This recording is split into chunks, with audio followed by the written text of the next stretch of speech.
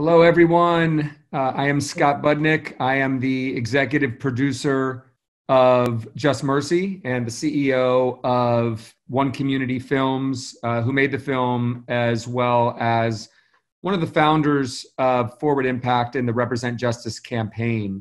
We have an awesome group of people today. We have our leading lady, the incredible Karan Kendrick, with us today from Just Mercy. And we have three enormous heroes of mine who I will allow to introduce themselves. The amazing Norris Henderson, Jarrett Harper, and April Grayson. I want to remind everyone that Warner Brothers has made Just Mercy free for the entire month of June. So there's no excuse for anyone watching not to have seen Just Mercy or go out and see Just Mercy.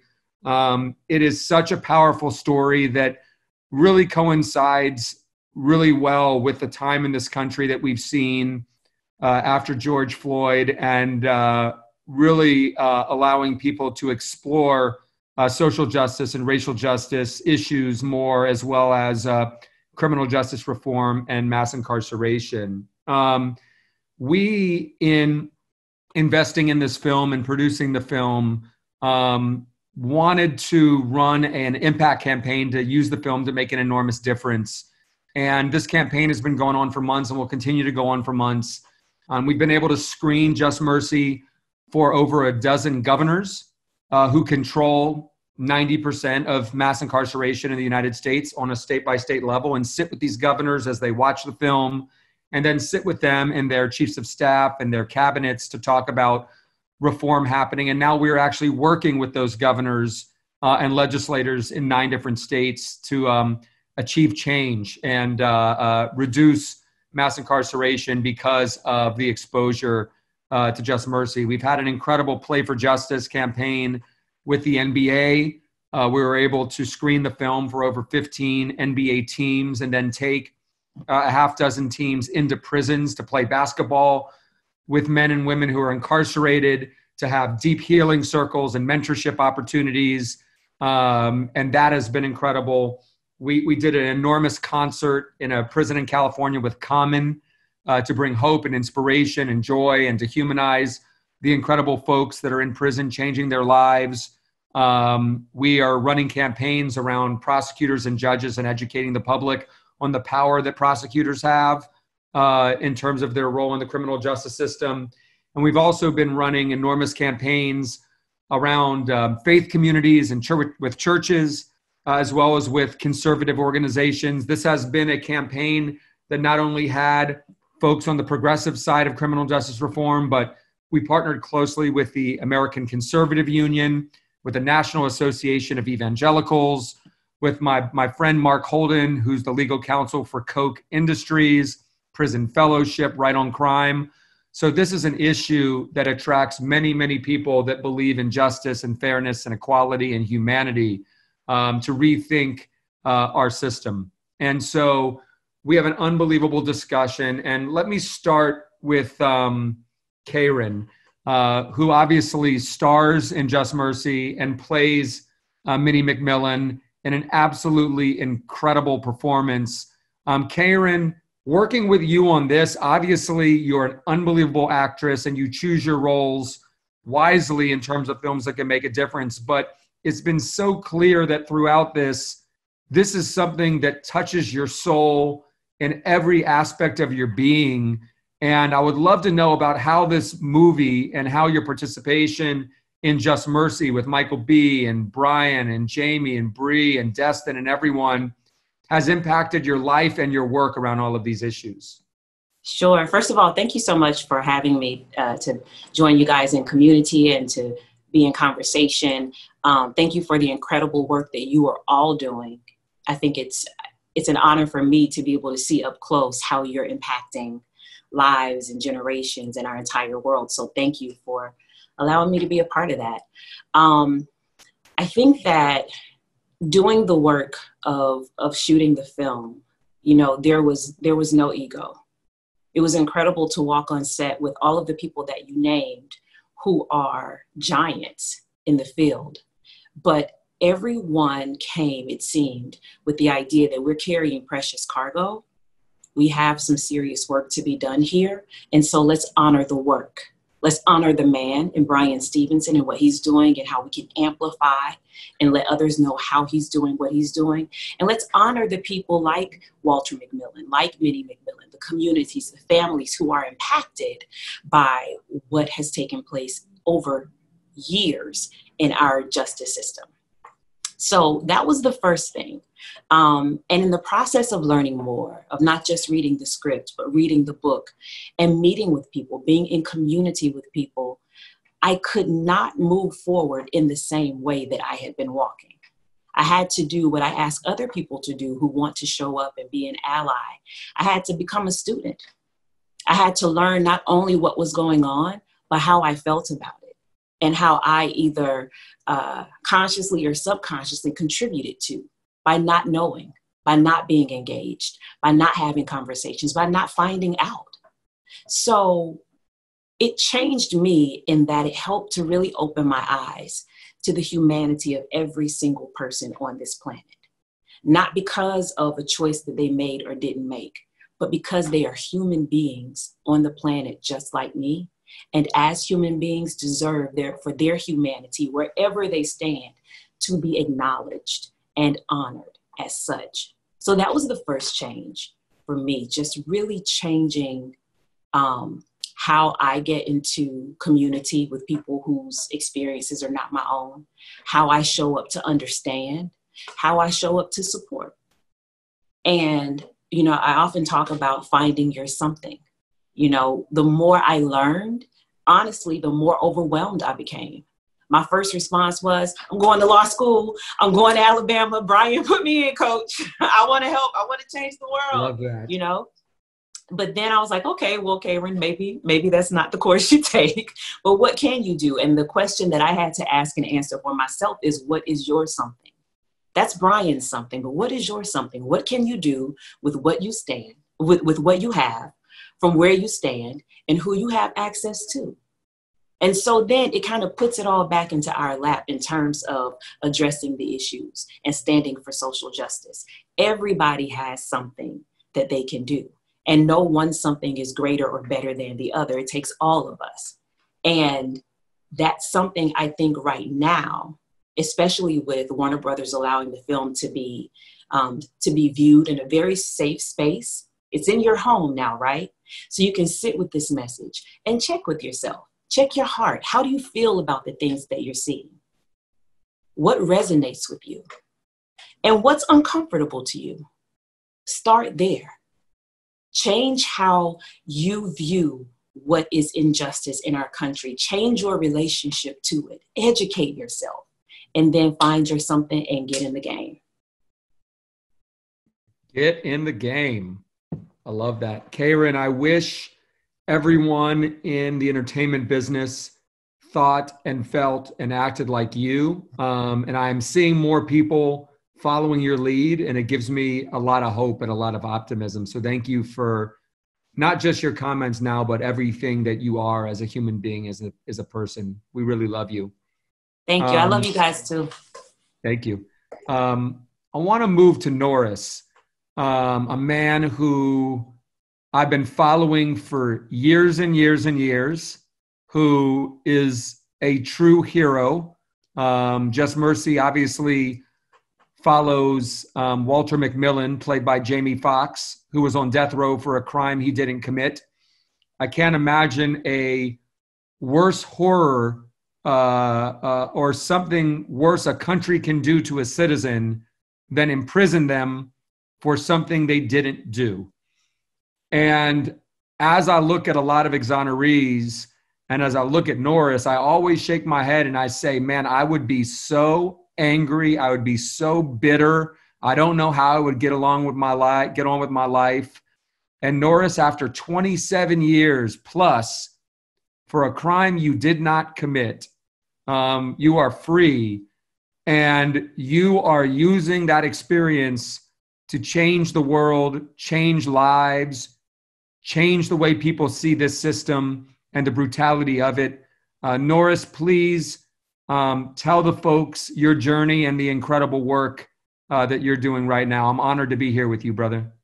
Thanks, Scott. And thanks, Karan, for joining the conversation with us. Like Scott said, my name is Norris Henderson. I'm here in New Orleans, Louisiana, kind of like the epicenter for mass incarceration here in Louisiana. And I think one of the things that when Karan kept talking, she kept saying, everybody has a role, everybody has a role. And I reminded myself that, watching WWE, The Rock used to always say, know your role.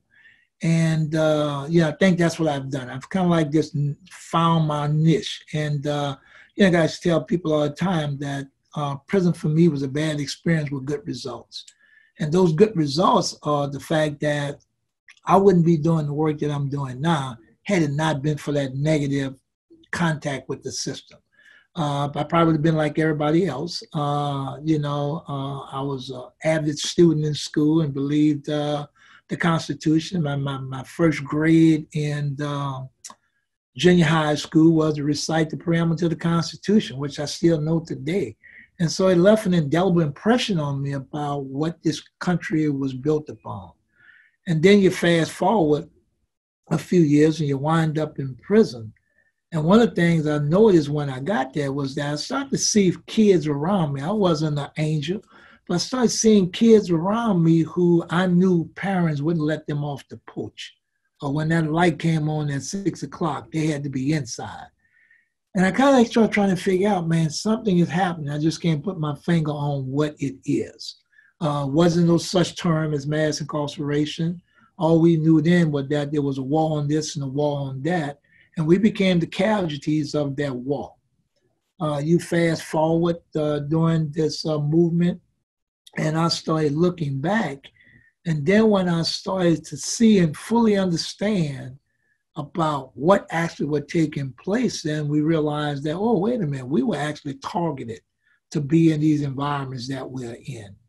And so I'm just blessed to be kind of like this vehicle that God is using to not only tell my story, but tell the story of other people, I worked in the prison library for over 20 years. And so although I did not know Walter personally, I knew Walter through his case, through reading his case, reading all the cases of all the folks who were incarcerated against this country and kind of like building that bond, being blessed, even while I was inside, to meet Brian, and that to see folks like Brian. And I tell folks how blessed I've been. I met Brian, I met Johnny Cochran, and all these folks in their heyday. And it was like, this was the inspiration to me that if I live long enough, I can make something happen. And so one of the things that, I prayed every day, really religious person, that if I ever got out of the circumstance that I was in, that one, I wouldn't forget where I came from, nor would I ever forget the people I left behind. And so this is the journey. This has become my life work to elevate the voices of those folks who don't have a voice for themselves in this time. Man, Norris, I love you, brother. I mean, that is... Love you back, Scott. Truly remarkable. Norris, unlike the other two that are based in California, we haven't gotten to know each other quite as well, but I'm so moved by what you had to say. And when COVID calms down, I'd love to come to Louisiana and hang with you some. Oh, that's the deal. That's the deal. Awesome, man. Anybody that's an anti-Saint fan is my fan. Oh, exactly. Speaking of Saints fans, let's now introduce April Grayson. Me and April talk a lot of smack to each other, but I absolutely adore her. One of my absolute favorite people in California. So committed to this work. And what I love about April is she does not hesitate to call us out if we are not prioritizing the conversation about women. April spent many years inside, has developed so many unbelievable relationships with the women that she's left behind, incredible women that I was able to visit when Common performed at the prison in Chowchilla, and seeing April's relationship, love, mentorship, support, unrelenting passion to change this conversation in the United States so we don't forget about the women, the fastest growing prison population. April, please educate all of us as to your experience and what women are going through in the system and what we can do to help them change their lives and get them to freedom. Thank you, Scott. And Norris, we now have beef too. Sorry, but we now have some beef. So I put you in the same place with Scott. And so when you talk about women, especially the women of color, and I'm just going to talk about California and what I've noticed and what I've seen. And so currently today, California is home to the largest women's prison in the United States of America. And that prison has always been an underrepresented prison. That they don't even really talk about this prison. When they talk about prisons, women's prisons in California in general, they usually talk about the prison down south, or they talk about Folsom up north.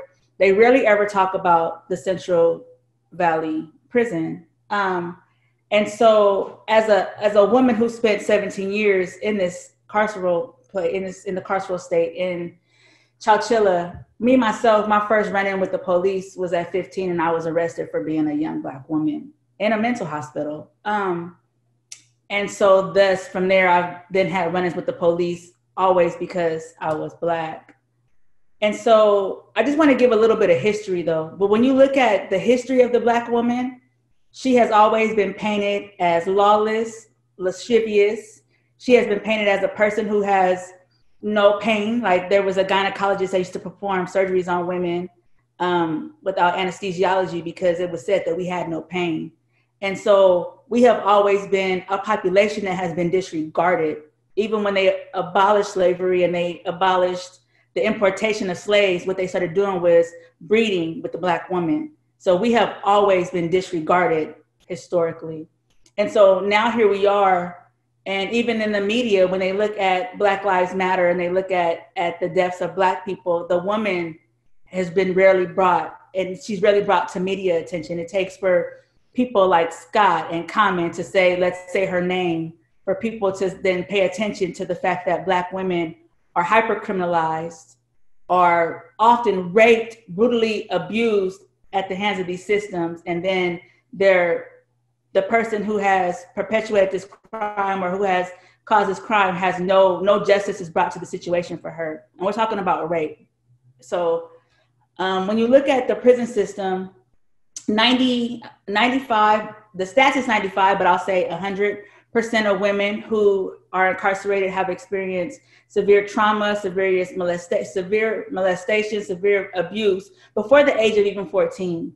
And then they are now in prison as adults. And like, nobody looks at the trauma, nobody looks at the disparities, nobody looks at the situations that even landed her in prison. As for me, like, I was a victim, but charged as a perpetrator. I was never given nobody ever looked into my case to say, why is this young 19-year-old in this situation? Why does she have a co-defendant who is 27 years older than her, and why? But they painted me as the mastermind.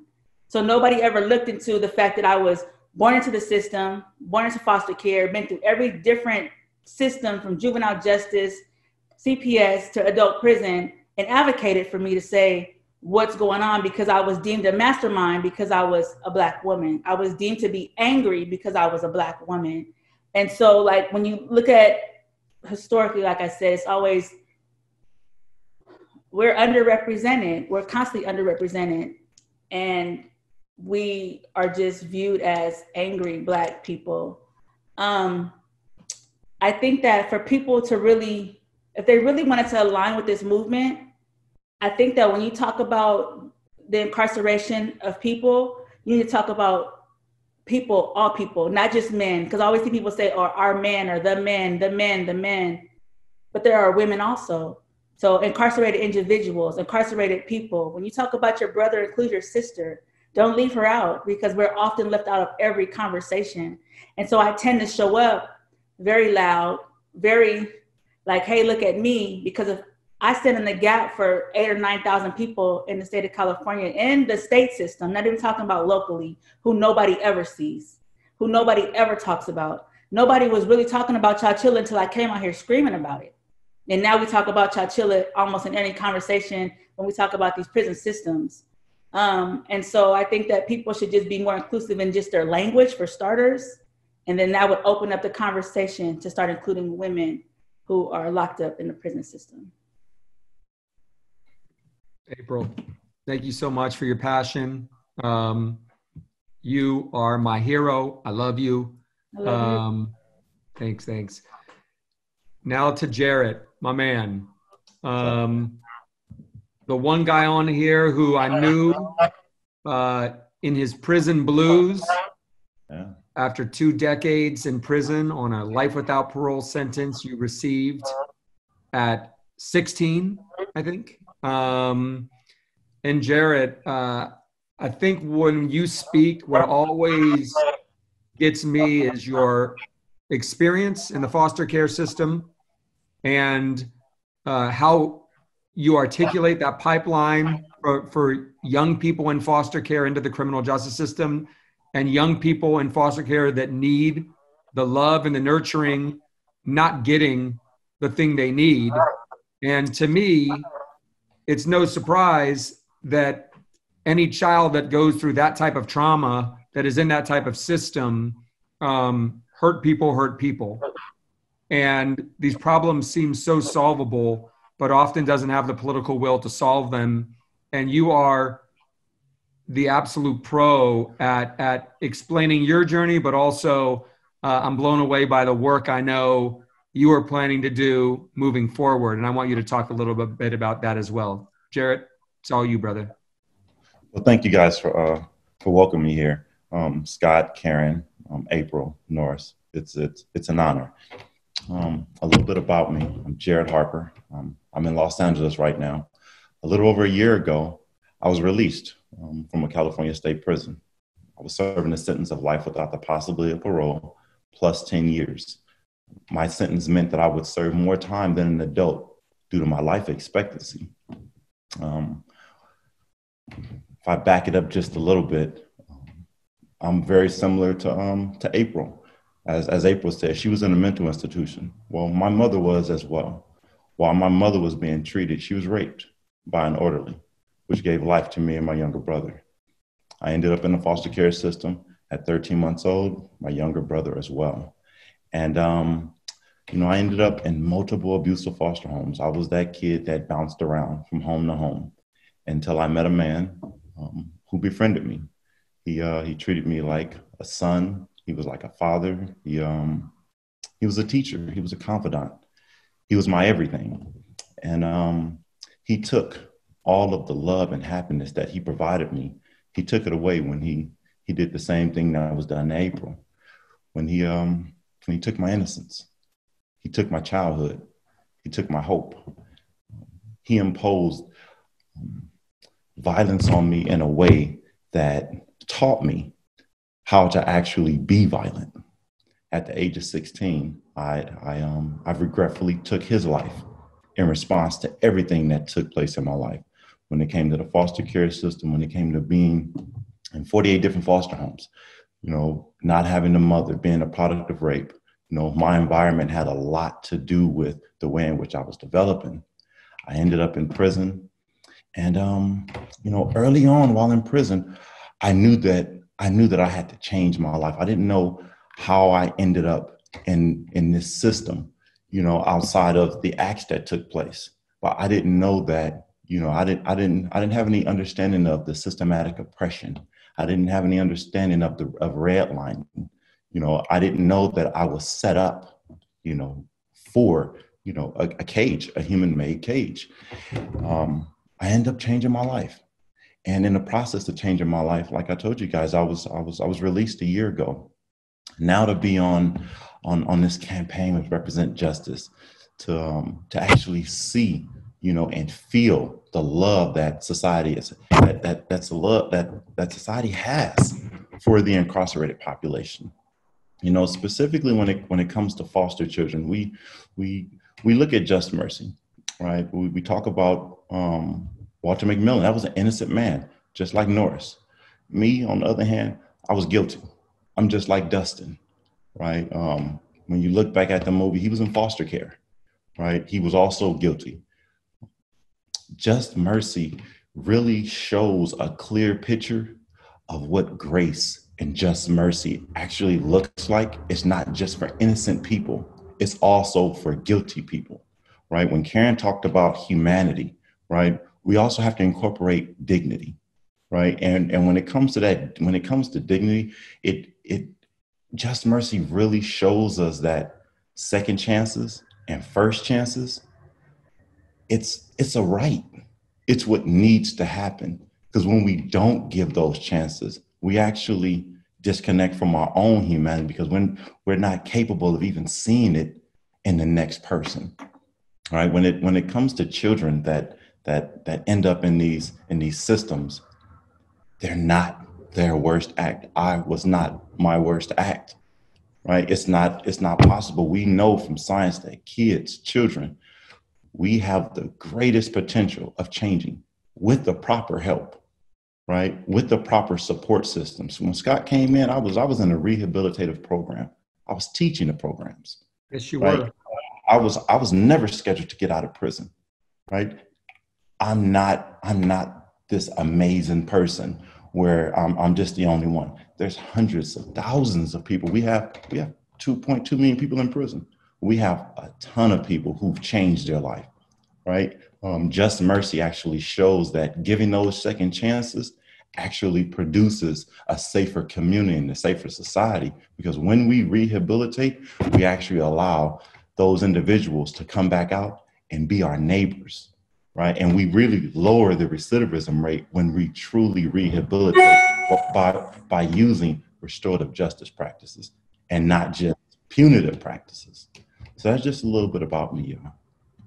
Hey, Jarrett, I had one of the most incredible experiences of my life when we went to Sacramento to screen Just Mercy for the governor, Gavin Newsom.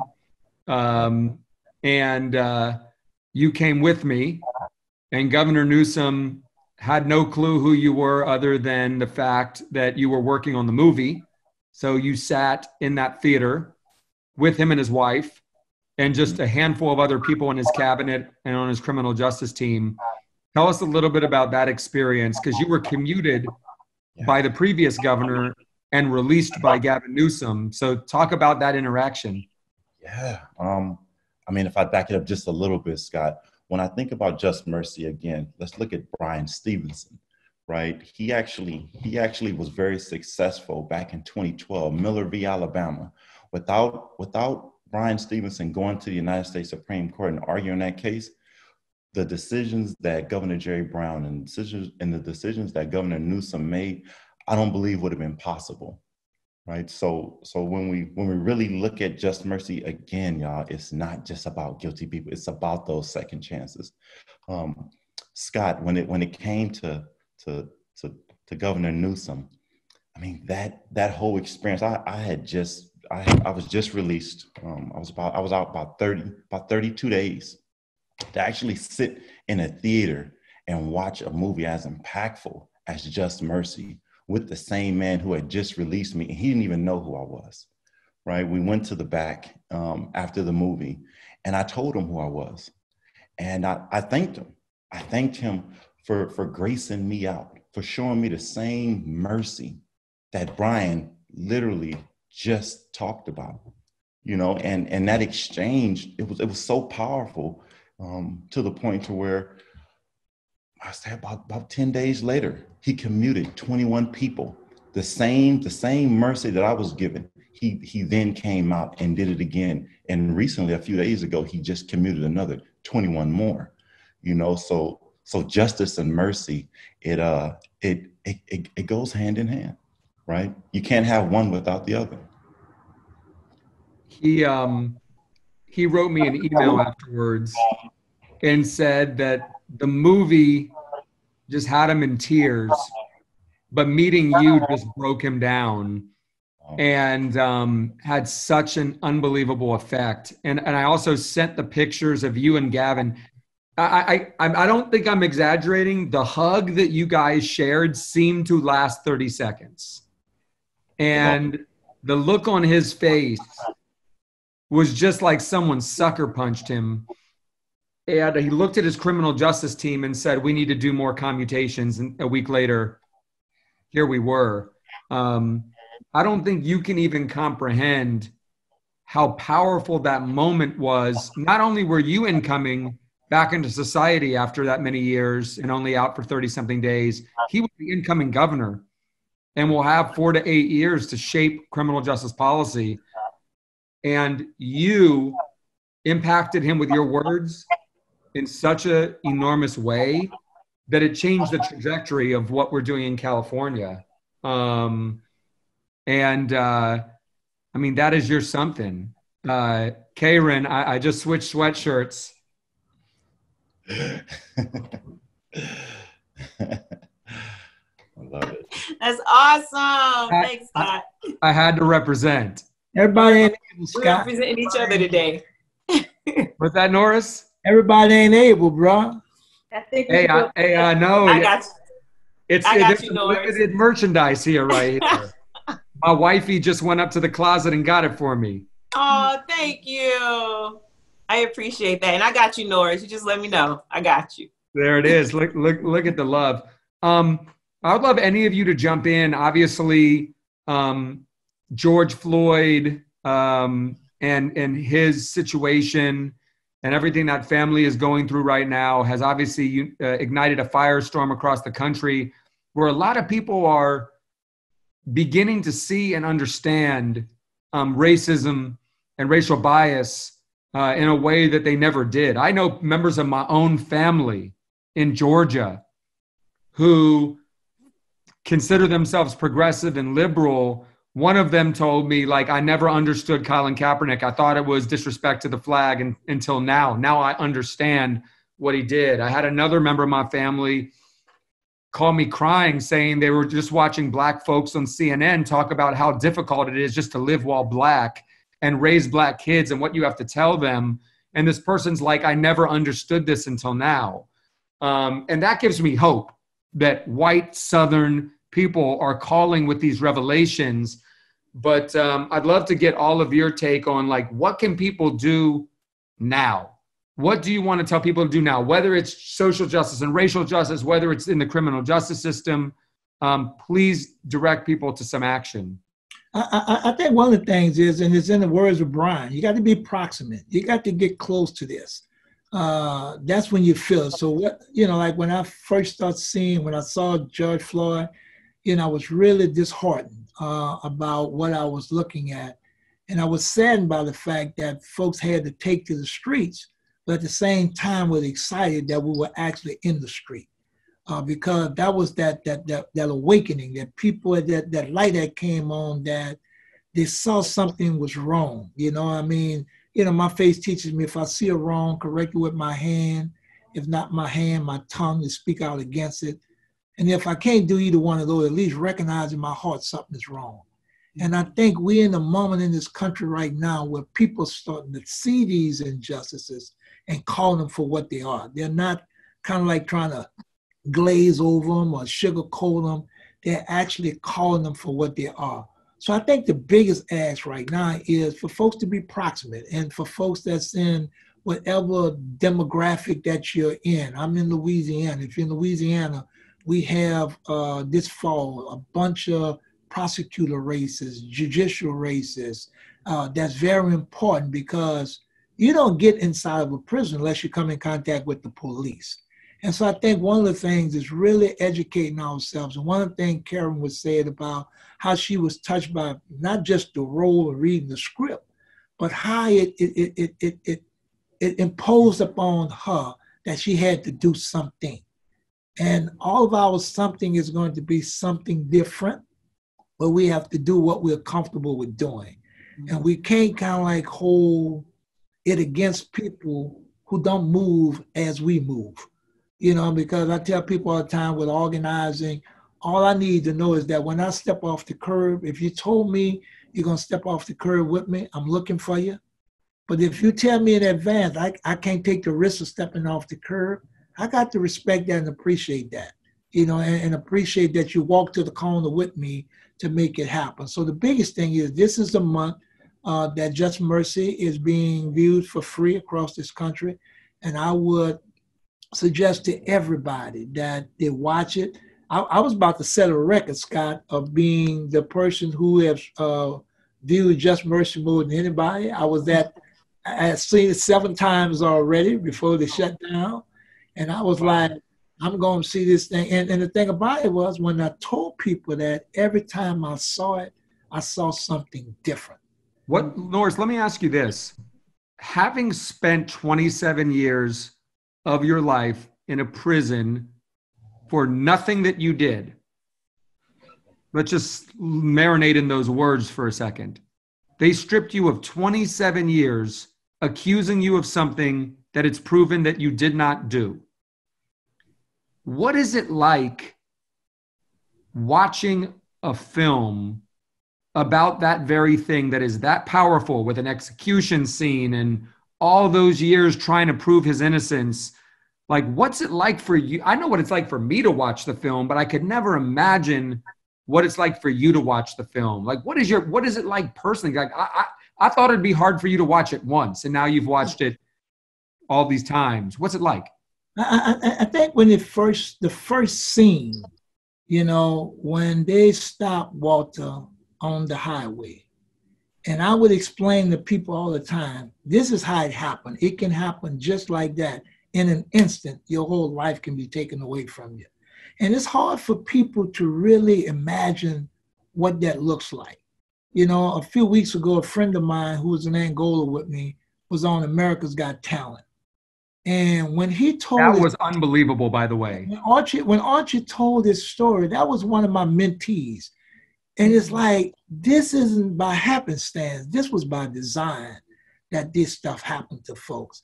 And I'm just blessed that through the grace of God that I've been blessed enough to stay sane.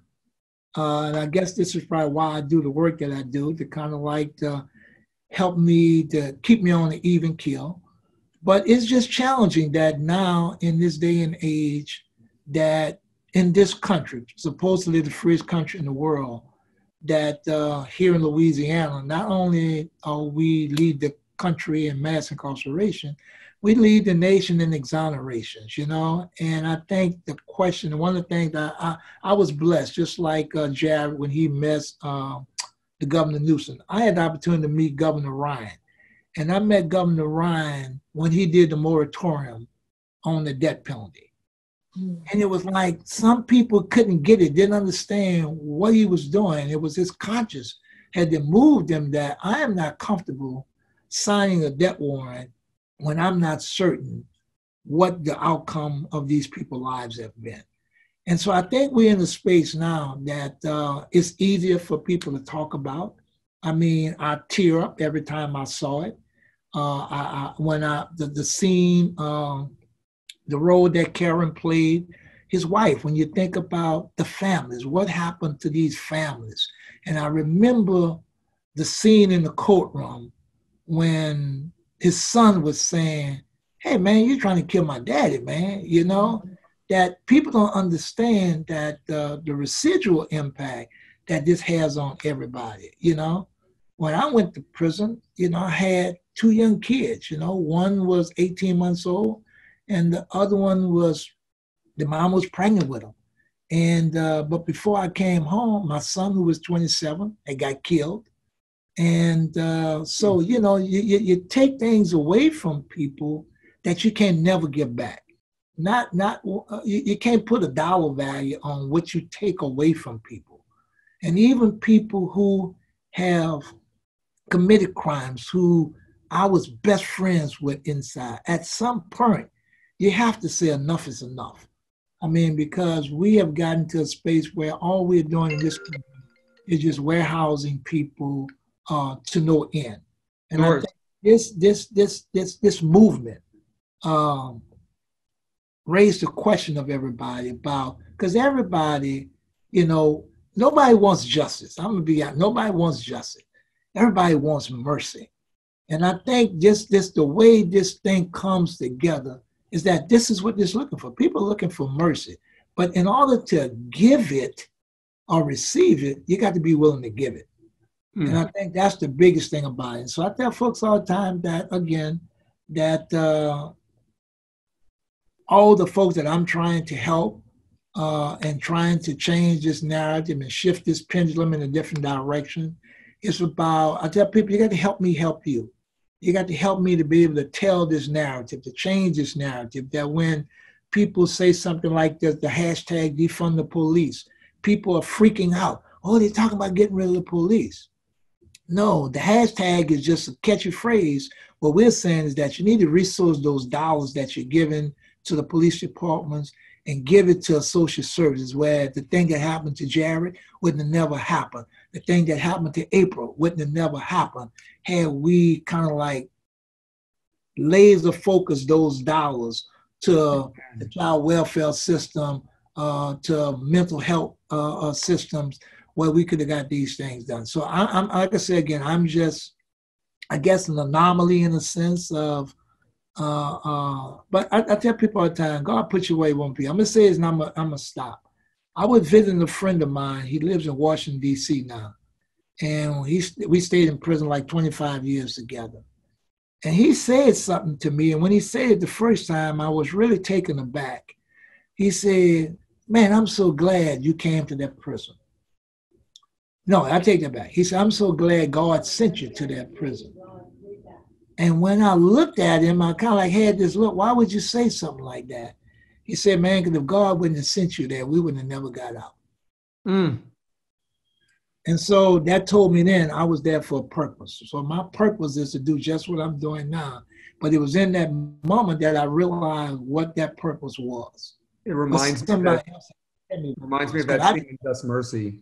Norris, that scene in Just Mercy, I think what gets me the most, believe it or not, is that scene where Walter's packing up his belongings in his suit, walking out of the cell and having to say goodbye to the men who had impacted his life for all those years and the men whose lives he had impacted for all of those years. And when he gets to the end of the row and he turns around and he looks, I can't imagine what that felt like for him, but it's just so deep to me. And that story there just like highlights it. I had a 12:01. I was supposed to leave the prison at 12 o'clock.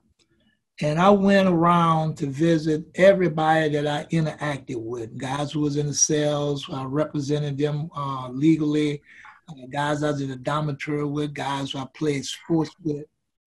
And there wasn't a dry eye. I mean, I'm talking about like from 4 o'clock in the evening to 1 o'clock in the morning, because that hardest thing was that separation. You know, you grow and become family. And in that moment, you realize that, yeah, I'm leaving, but I'm leaving so much of me behind. I'm leaving more behind than I'm taking with me, because for the last 27 years, this is all I knew. These are all the people I knew. This is the only family I really knew, you know? And so that scene is like, that's real. That was real. And that was the most striking thing about this thing too, was the fact that this was so real to me that, you know, you see some movies and stuff, and I stopped calling it a movie because it's not a movie. To me, it's a story about somebody's life. And so a movie is about entertainment. This wasn't about entertainment. This was to educate people about what these processes are like and what this process would do to people. And I remember, and this whole thing, the last scene, not the last scene, but the scene when Brian and Walter was testifying in front of Congress. You know, I went to the website, pulled down his statement and just read it, you know, and then I was like, man, this is jacked up in this country, because less than 3 years later, they passed the Anti-Effective Death Penalty Act, where they expedited killing people you know, after Walter had testified about what he had been through, and just show how callous and different people were to his story and to what was happening across this country.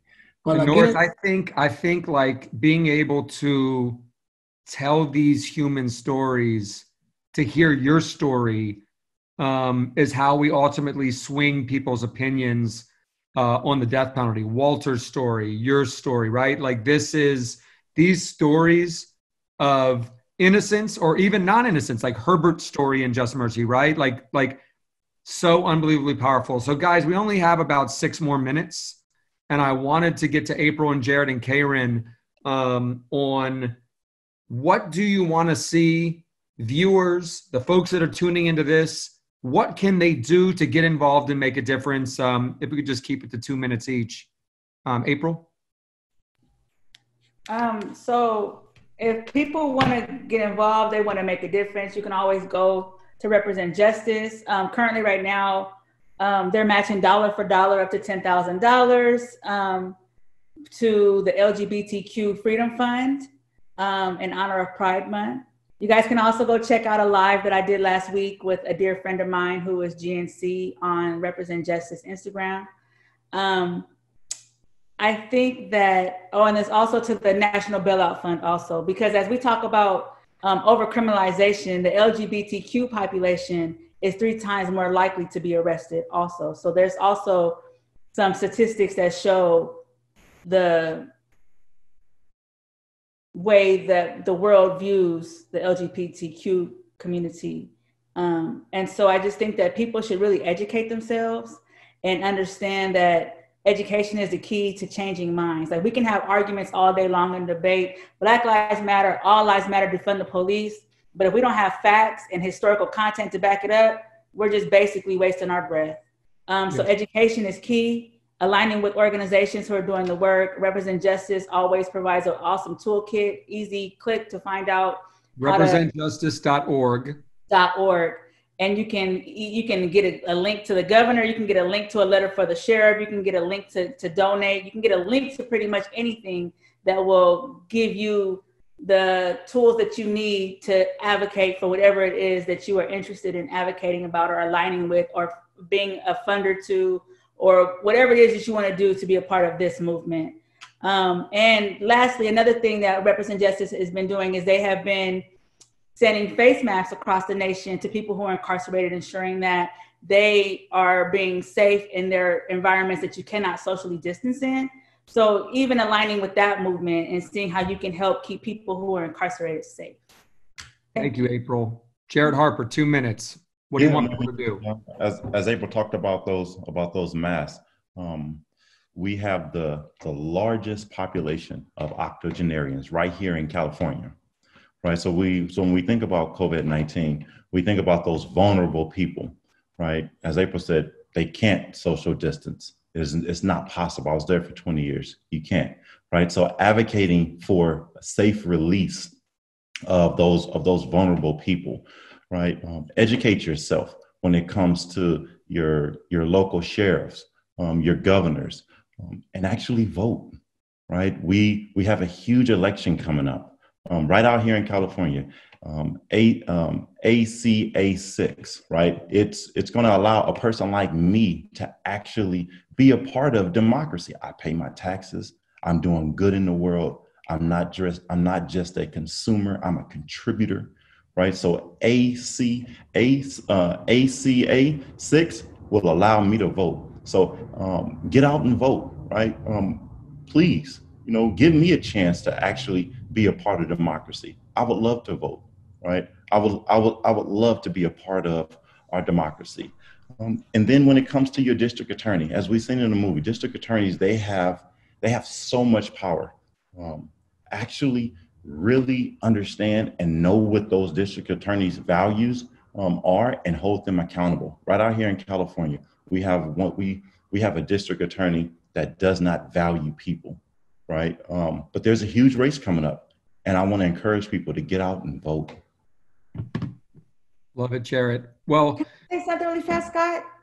Yes, yeah, April, you always got something to say. Bring it. Yes, because ACA 6 just passed the floor and is going on the ballot in November. So the people can now vote on ACA 6. They're taking the power from the government. They're giving the power to the community. So if you care about justice and mercy and equity for all people, vote for ACA 6. Thank you, April. Yes. Karan, I wanted to give you the last word. You always inspire people to get off their butts and act. And please tell folks what you want them to do. Got you. Thank you, Scott. Again, and thanks everyone. So the first thing I have to reiterate, check your heart. We have to be careful not to perform justice and perform mercy, but for it to really be coming from a sincere place. And the way that we do that is to begin with ourselves. So check in with you, see where this stuff sits with you, where it resonates, and the things that put you on the wrong side of history, deal with them, address them. If you have been traumatized, if you are carrying trauma, do the work that you need to do to heal from that trauma that you are carrying so that you can openly give and receive the mercy that we were talking about earlier. The second thing is register to vote. And if you are registered, make sure you know at least 5 to 10 more people that you can make sure they're registered as well. The huge national elections are important, but the local elections are just as important because these are the people who are deciding who gets what sentence and how punitive or how restorative those sentences will be. And so be sure to be included in that process on the local level.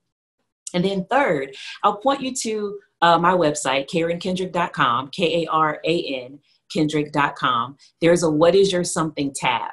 And I'm always pointing people in different directions. It could be to give to organizations like the Equal Justice Initiative to help further their work or represent justice, but also something that I'm working on and I'm launching. So by the time you go to the website, it will be up. I'm excited to share, is that kids form these opinions very young. They don't just become adults who make these choices about how they will withhold mercy, but a child's experience informs how they move through the world.